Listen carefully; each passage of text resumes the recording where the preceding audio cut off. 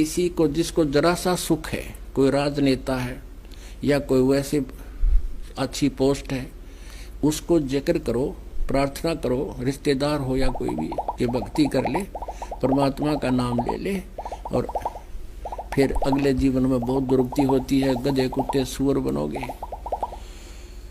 फिर वो क्या कहता है, और किसने देखा है, अब एक बात में खत्म करना चाहते हैं, किसने देखा है, और फिर लास्ट में कहेंगे देखी जाएगी जो होगी। फिर के देखी जाएगी, गधा अपने पास तो कुमार देखेगा। देखना अब है, संतों के विचार सुन और छोड़ इसको, बुद्ध को भक्ति कर। अब जैसे पुण्यात्माओं, एक अंधा जावा था बियाबान में, जंगल की तरफ, वन की तरफ वो जा रहा था, और उससे किसी ने, आंखों वाले ने कहा कि सूरदास इधर मत जा, ये रास्ता ठीक नहीं है, तो भयंकर बियाबान में फंस जाएगा और तेरी दुर्गति हो जाएगी, जंगली जानवर तुझे मार खाएंगे, फाड़ देंगे, तू इधर मत जा, ये रास्ता गलत है तेरा। अब वो अंधा ये कहे किसने देखा है और देखी जाएगी। अरे भले आदमी, आँखें वाले की मानता ना, और अंधे ने दिखता ना, तो बता कोई बात हुई या?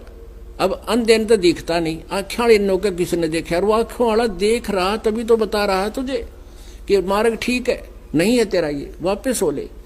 तो उस अंधे का के करे जो आँखें वाले की ना माने, तो आंखों वाले थे वो परमात्मा कबीर परमेश्वर आए, फिर उस परमेश्वर से परिचित वो महापुरुष संत जिनको भगवान पाया, वो थे आँखें वाले और हम हैं अंधे। अब उन्होंने हमें संदेश दिया है कि ये भक्ति तुम, ये रास्ता तुम्हारा गलत है, और ये साधना करने से ये दुर्गति होगी, जो भक्ति नहीं करते उनकी तो और बिरानवाटी होगी। और फिर हम अंधे ये कहें कि इसने देखा है देखी जाएगी, हम आँखों वालों की नहीं मान रहे, उन संतों की जिन्होंने हमें निर्देश दिया है, वो हमारे हितैषी थे, तो फिर उनकी दुर्गति ही हुआ करती है।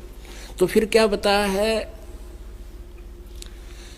इंद्र कुबेर ईश की पदवी, ब्रह्मा वरुण ध्रुव राया, विष्णुनाथ के पुर को जाकर तू फिर भी वापस आया।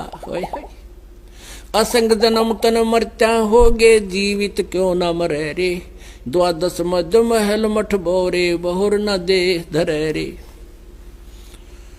असंग जन्म तन मरत्या होगे, ओए होए, अरे जीवित क्यों ना मरे रे। जीवित मरना क्या है, सुरपति दुखिया भूपति दुखिया, रंक दुखी बपरीती हो, कहे कबीर और सब दुखिया, एक संत सुखी मन जीती हो। अब जिसने मन को जीता वो सुखी है। अब मन कैसे जीता जाएगा, इस ज्ञान से कि चाहे खरबपति हो ले और चाहे 4 कोठी बना ले, कितना बड़ी कोठी बना ले, एक कमरे में एक चारपाई पे 3.5 फुट में 2 फुट चौड़ी, 2.5 फुट चौड़ी चारपाई, 3 लाले गणित गणी, 4 लाले और 6 फुट लंबी, बस, या कितना डाल ले उस कोठी कोने में, इस तरह फालतू व्यर्थ है। अब ये ज्ञान से मन हटेगा, फिर जीवित कैसे मरना है। जैसे किसी को आप कहते हो चलो सत्संग में, वो कहता समय नहीं, फिर देखूंगा। एक नाइट सर्विस में जा रहा था, गया था किसी कामवश, सुबह वापस आना था, उसने बहुत जरूरी कार्य था, और रास्ते में मृत्यु को प्राप्त हो गया एक्सीडेंट में। जो व्यक्ति नाइट सर्विस में रात्रि के समय जा रहा था, उसको कितना जरूरी काम था, कितना शीघ्रता से जा रहा था, और फिर वापस आया को नहीं, वो काम भी रह गया और आप भी गया। वो जिस काम को अनिवार्य जानकर रातों चलकर वापस आना चाहा था, वो आ नहीं पाया, वो काम भी गया, आप भी गया, और कुछ हाथ लगा नहीं।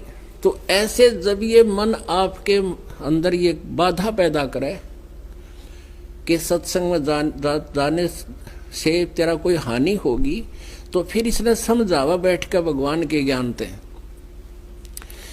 अब तो नो सोच ले मैं मर गया, मृत्यु होगी, सपोज करके चाल पड़े हम मर गए, और 3 दिन के लिए मर गए।